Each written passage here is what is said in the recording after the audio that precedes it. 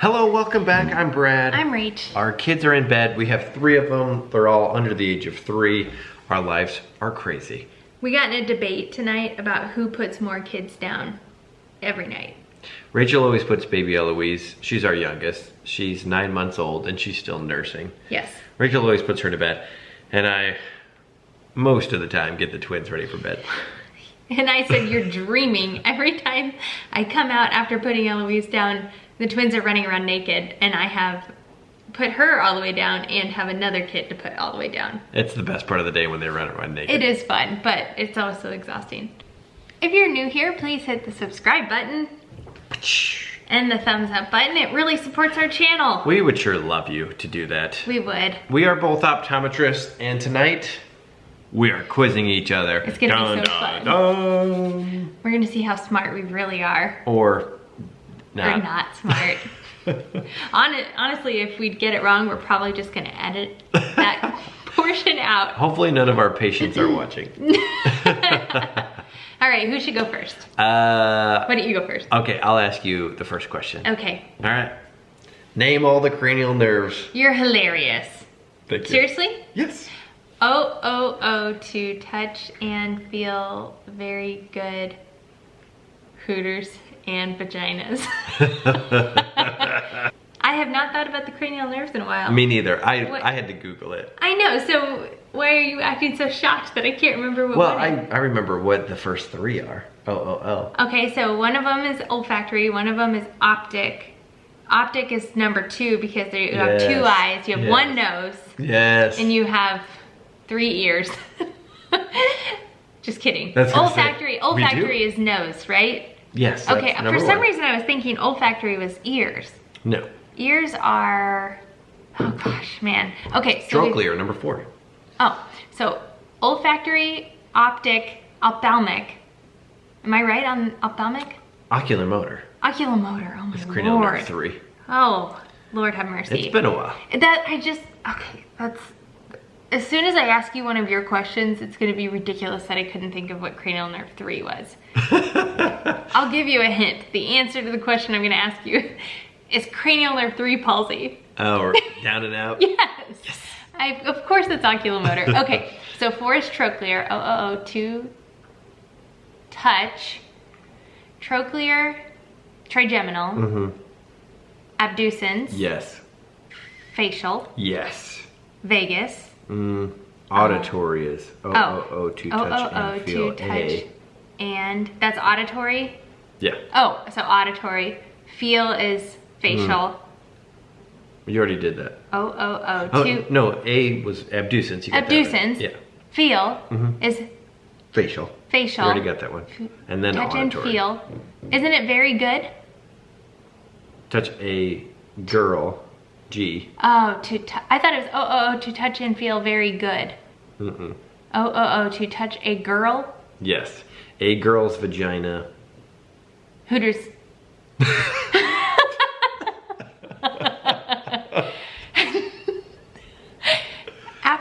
After 6, there's no more I ones, so it like really gets. Yeah, it doesn't matter past that. So let's just do, facial, auditory, glossopharyngeal, vagus, spinal accessory nerve. I don't think we ever I wouldn't have got that. And then hypoglossal. Okay, swallowing. Is that the swallowing one? Or is that this glossopharyngeal? That might be the glossopharyngeal. Okay. Yeah, anyway, whatever. That was a really freaking hard question to start off with. Thanks a lot. We made a deal with each other that we're not going to make each other look stupid on here, and you just come out the gates asking me all cranial nerves. I was only expecting you to do the mnemonic. I wasn't actually expecting you to name them, but you went for it. I know, I did, and then I had the mnemonic wrong. The hypoglossal is the tongue and motor control. Oh, so glad to know that. Okay, you're gonna really knock this one out of the park. Okay. So you're fitting a contact lens on a patient with enough astigmatism that they need a toric lens.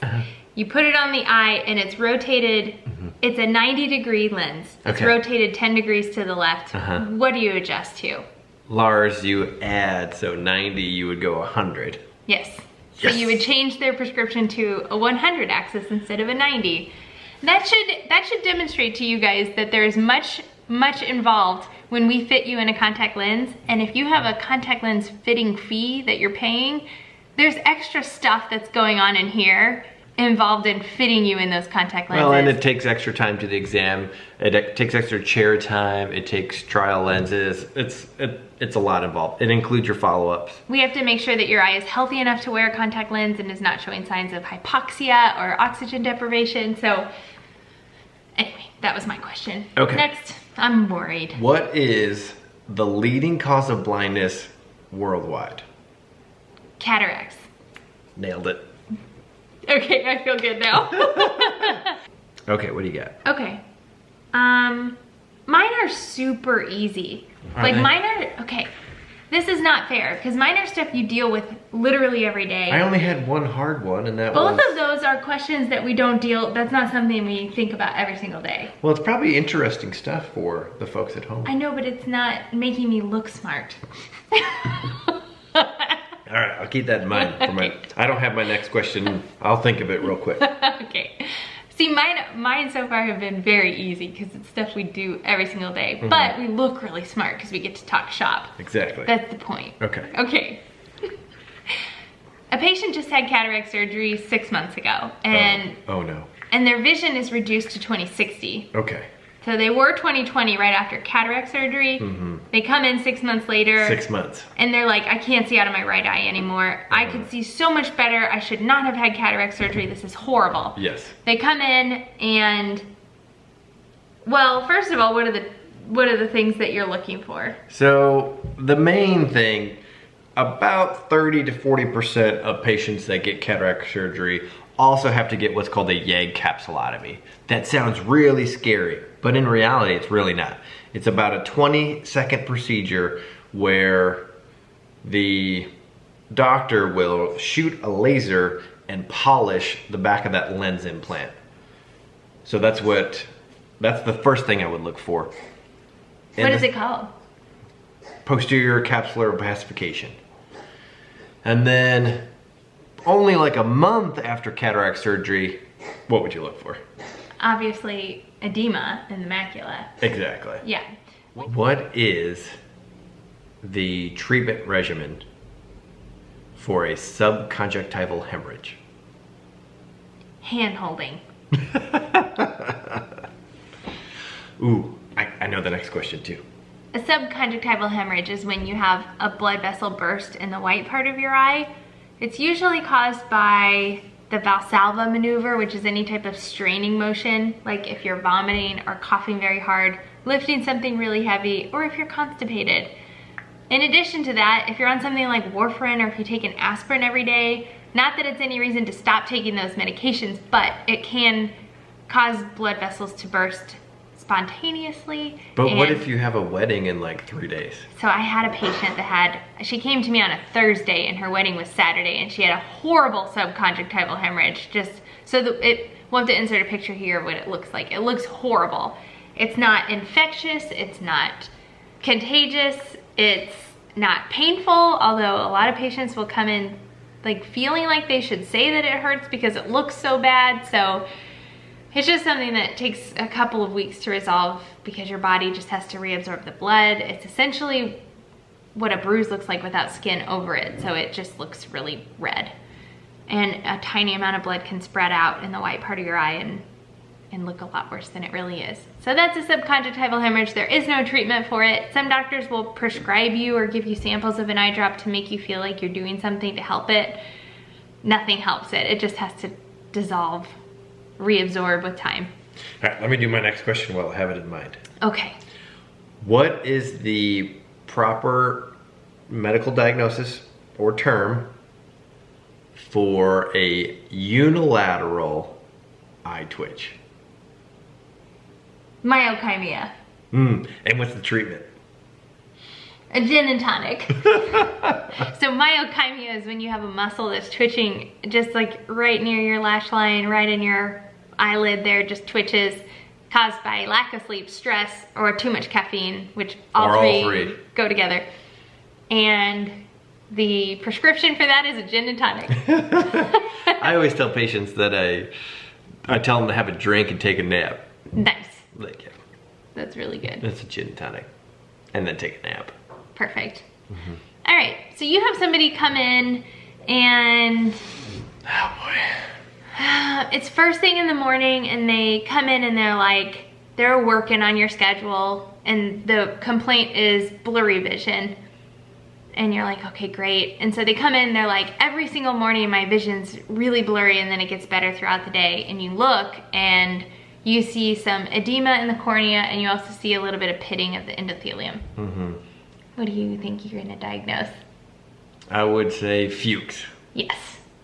So Fuchs is a super common corneal dystrophy, unfortunately. And we generally start by prescribing basically like a salt drop. It's called Miro 128. But as you get older, it's Why salt? because it basically draws the fluid out of the cornea. Unfortunately, as you get older, there's basically pumps in your cornea that just, in some patients, don't work like they should. So fluid stays in your cornea.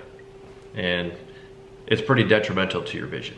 Yeah. Most of the time it's pretty mild and stays pretty mild. But sometimes you have to get surgery. The cornea and the retina are very commonly confused in our patient base. So the cornea is the surface of the eye on the very front, like what you would set a contact lens on. It's in front of the colored part of the eye, the very surface. The back of the eye, the very lining of the back of the eye is the retina. So a lot of patients will have a history of a corneal abrasion where they scratch their eye, but they'll say, I scratched my retina. And it's impossible to scratch your retina unless you have something penetrate all the way into your globe, which is not good. The problem with this condition is if the cornea has any fluid in it at all, it gets kind of foggy and it's hard to see through. So any way you can draw the fluid out is gonna help in these patients. And they actually have a procedure now where, so it's the inner layer of the cornea that's causing this problem. They have a procedure where they can go in and peel up just the inner layer of the cornea and then put an implant in it from a cadaver cornea. Which is amazing because the layer is just so thin and delicate. I think it's, what is it, like 6 layers thick or something? It's whatever it is, it's ridiculous. It's very thin. I can't believe they can do this. Can you imagine being the surgeon handling, I get nervous handling a Procara. Yeah, don't drink coffee before you have that surgery.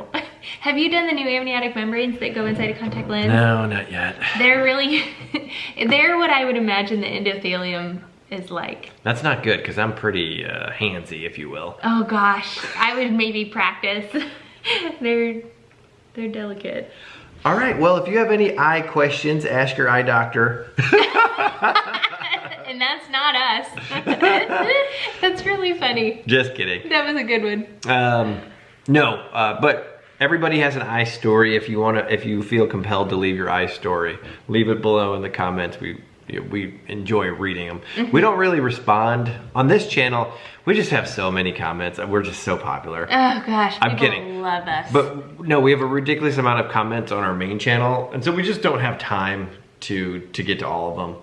A good way to get to us is actually through Wizio, Wizio.com. We're on there. You can ask us questions. We do like general answers to any eye-related questions. So we speak generally on eye conditions. We can't necessarily speak specifically to your condition or give you medical advice, but we can hopefully educate you a little better if you have something going on. So we'll link it below. It is $22, I think.